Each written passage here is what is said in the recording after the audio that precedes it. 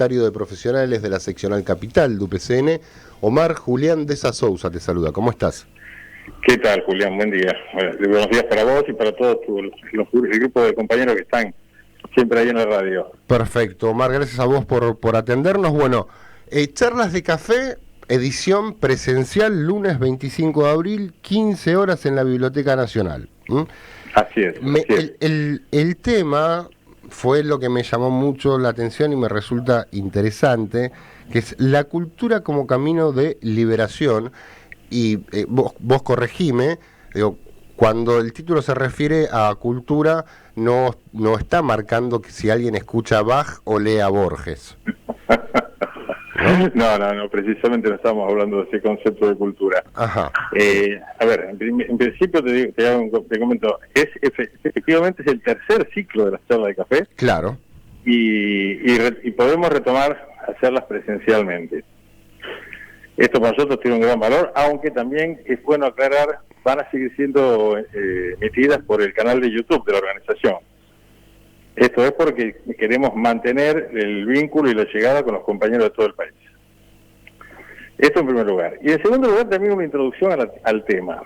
Nosotros en los dos primeros ciclos vinimos hablando, de cuestiones en términos generales. Hemos hablado del modelo argentino, hemos hablado de la comunidad organizada, etcétera. Bueno, acá un poco la idea es decir, bueno, está todo bien. Ahora, eso, hoy, cómo se expresa y cómo se lleva adelante. Y entonces la decisión que hemos tomado ha sido encarar temas concretos y muy puntuales, pero además desarrollar la charla en el lugar donde deberían llevarse adelante esas políticas. Claro. Por eso cuando hablamos de cultura, lo hacemos en el Ministerio de Cultura, en la Biblioteca Nacional, y por eso cuando en la próxima charla, que va a ser en el mes de mayo, vamos a hablar de la situación del sistema internacional, lo vamos a hacer en la Cancillería. Bárbaro. Bueno, es un poco para que se comprenda en términos generales los dos cambios más sustantivos que tiene el ciclo. Y luego sí, ya entrando concretamente en materia, estamos hablando de la cultura como todo aquello que está conformado por la identidad de un pueblo. Todo lo que a mí me enseñaron una vez en la facultad, que cultura es todo lo creado por el hombre, ¿no? El hombre como especie, estoy hablando. Y en ese sentido entra todo, entran sus valores, su esquema axiológico, su esquema de mitos, de realidades, de historia, de cosas compartidas, hasta las cosas más concretas y cotidianas, como puede ser el lenguaje, claro, etcétera.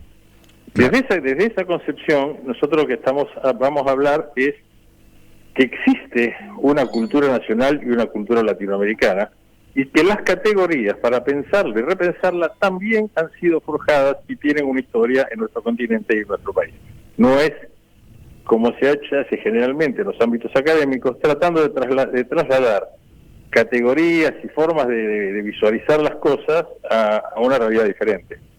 Por eso cuando hablamos de liberación, queremos que también que se entienda, cuando habla de liberación, comúnmente en la militancia se lo baja a la liberación económica, a la independencia política, bueno. Pero la liberación primero, o la fundamental, la central, es la liberación en términos culturales, la liberación en términos de despojarnos de las ataduras que nos da el no ser capaces de pensarnos por nosotros mismos, y que es el origen, creo, de todas las demás dependencias, ¿no? De falta de liberación. Sí, coincido total y absolutamente.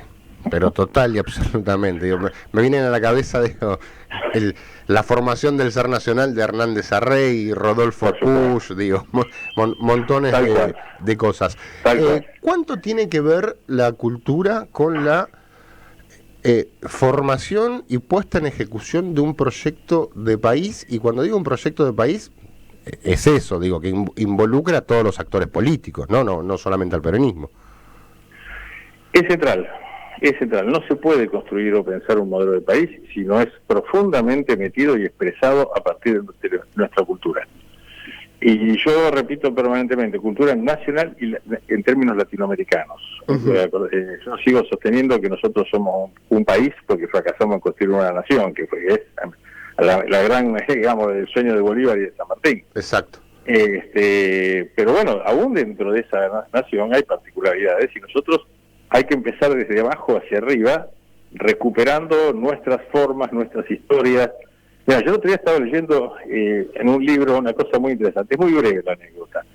Dice que en 1877 se hace en Luxemburgo un congreso de antropología y arqueología. Era cuando se empezaba a pensar el vínculo entre la arqueología y la historia del hombre, ¿no? Uh-huh.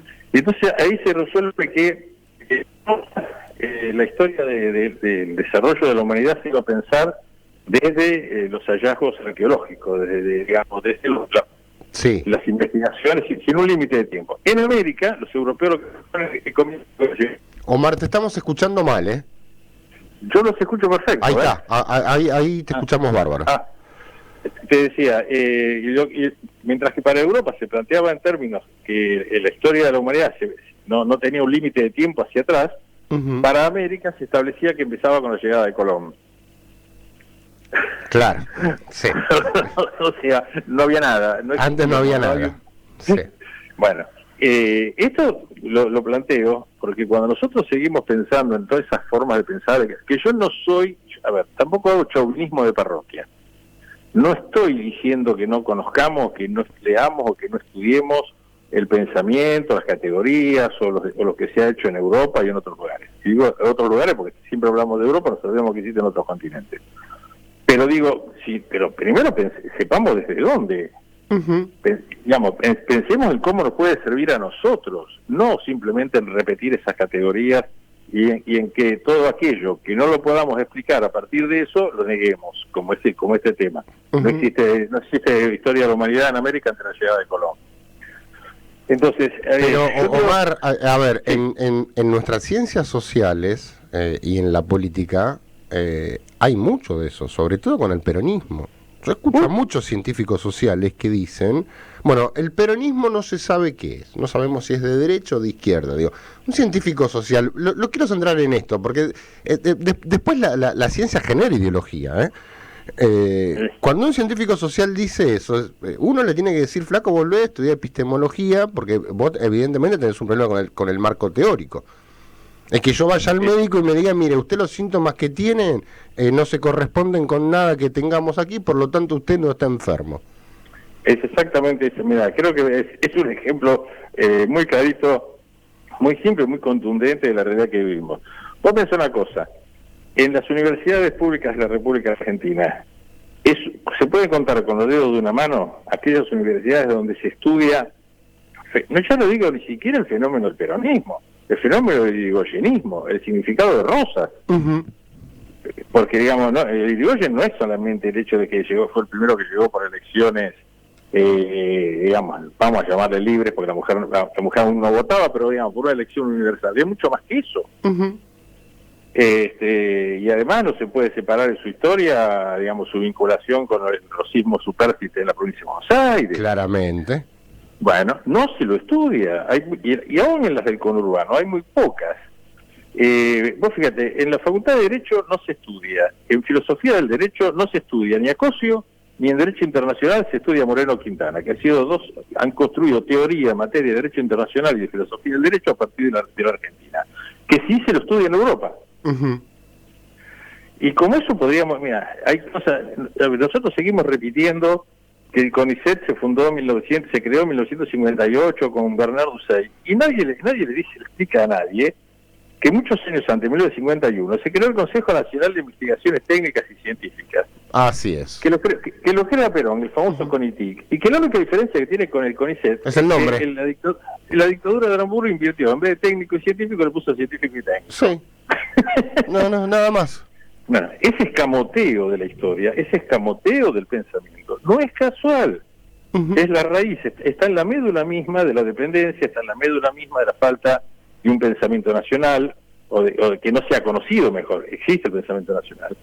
Uh-huh. Está en la médula misma de lo que nos pasa, y si no nos replanteamos eso, vamos a poder nacionalizar muchas empresas, vamos a poder tomar medidas muy patrióticas en materia económica, pero vamos a seguir generando generación tras generación de estudiantes y de profesionales y de la población, porque en la escuela primaria y secundaria pasa lo mismo, que no conoce sus raíces, que no conoce su historia, que sigue pensando que los argentinos bajaron de los barcos, por ejemplo, Sí, y que yo no niego que hay una parte de nuestro ADN que tiene que ver con la inmigración, pero tenemos que asumir básicamente que somos un pueblo mestizo. Totalmente. Uno dice eso y mucha gente se rasga la vestidura. Somos un pueblo mestizo. Así es. Y nuestra cultura es la expresión de ese mestizaje y tiene la riqueza precisamente que le da a un pueblo esa mezcla de historias, de formas de pensamiento, de visiones de la vida, de valores culturales, etcétera, etcétera, que ha decantado en lo que es la identidad cultural de los pueblos americanos.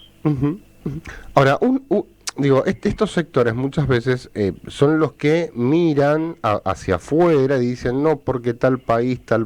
Y a flor de verdad, esos países que mencionan, hacen lo que estás diciendo vos.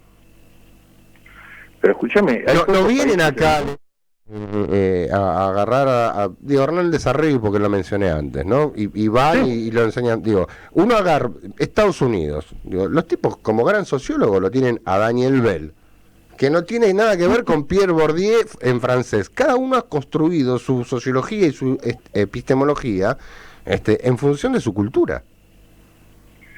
Pero es que si vamos a analizar o vamos a pensar, digamos, todo este criterio, que el problema que tenemos es que no tenemos identidad, porque...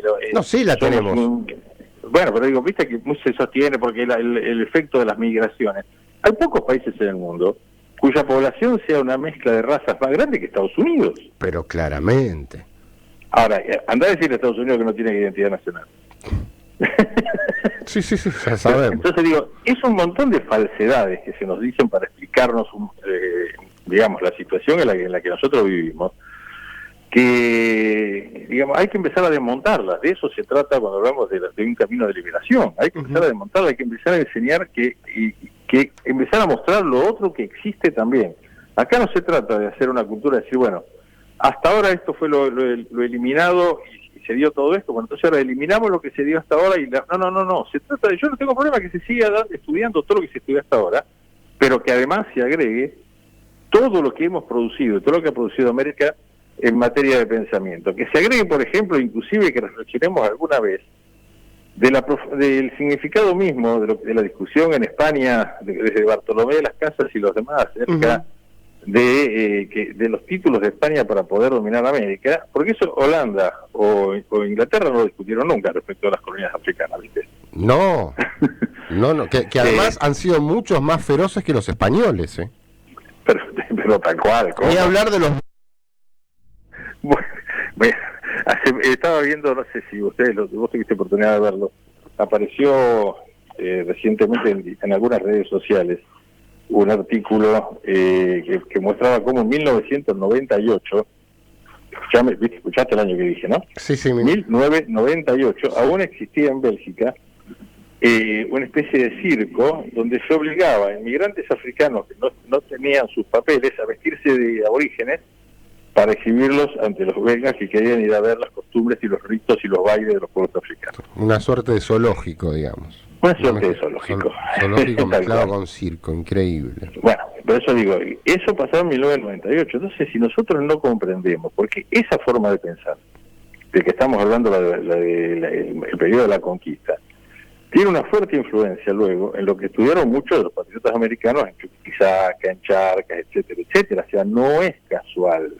Nada hay de casual, pero nosotros no lo estudiamos, se lo desconoce absolutamente.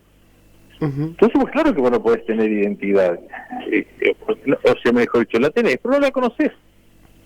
Claro. Bueno, si no empezamos a transitar ese camino, es muy difícil. Todo lo demás, porque desde ahí se piensa en la política económica nacional. Desde ahí se piensa en la política de ubicación en el sistema internacional en términos nacionales. Sí. Si no, ¿desde dónde? Ahora, Omar, vos cualquier cosa corregime. Este es un fenómeno que se da tal vez en los grandes centros urbanos y que en el interior no es tan así, ¿o me equivoco? No te quepa duda, no te quepa ninguna duda.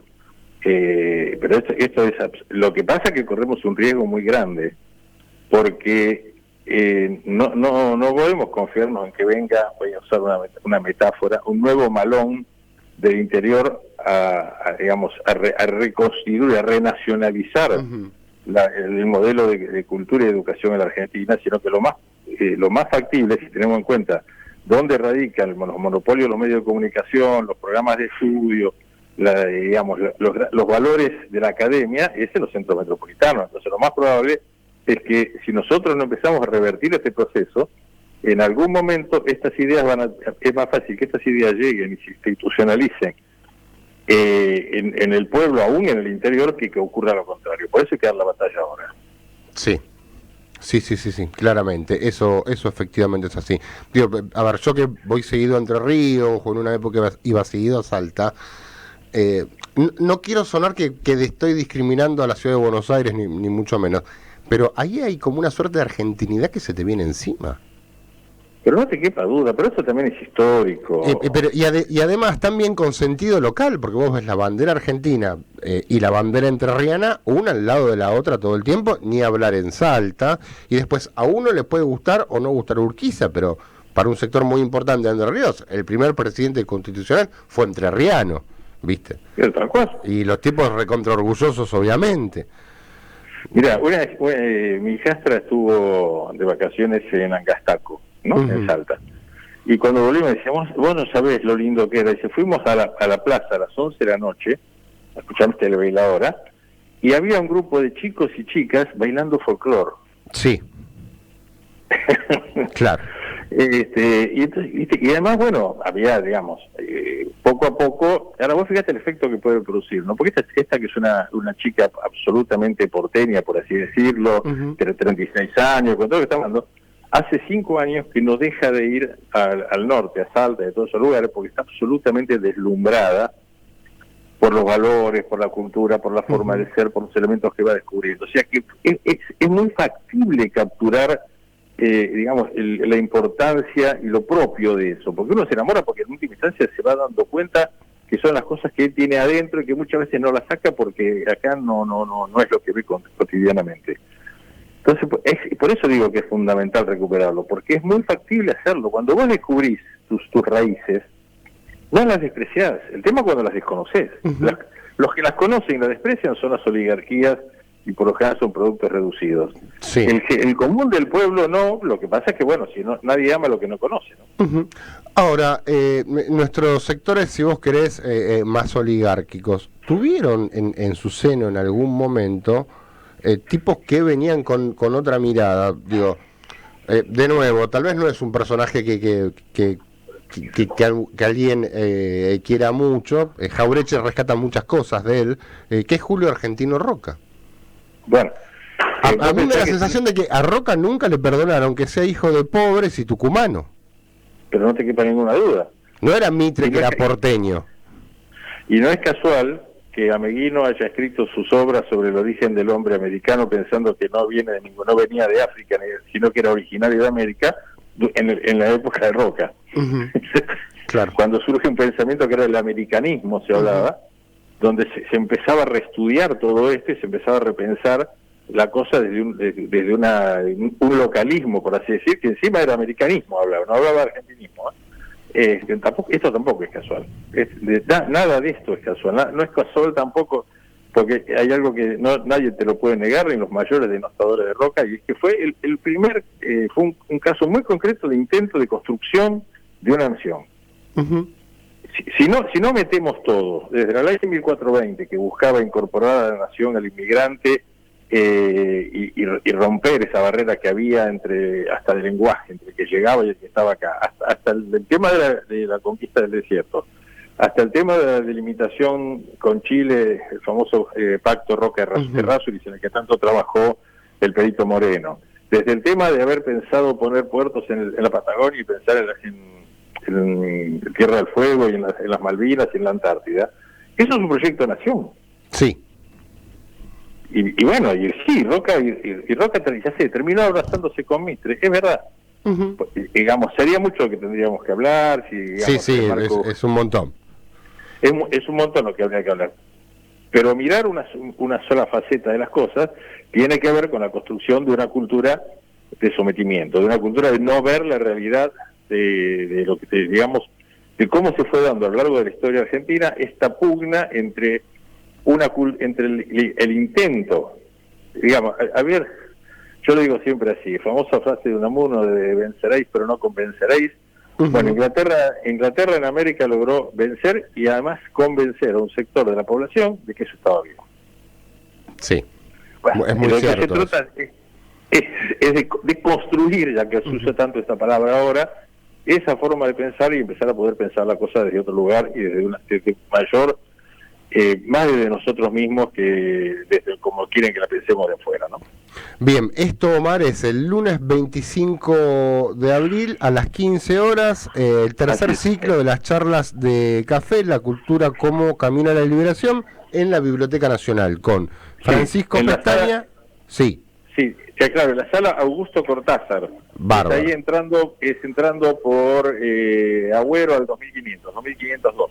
Perfecto, Omar, un gran abrazo, me encantaría seguir charlando, pero tenemos que avanzar sobre otros temas.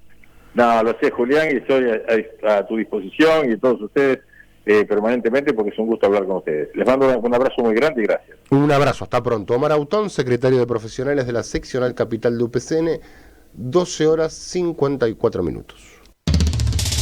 Época de Twitter, Facebook, Instagram, WhatsApp.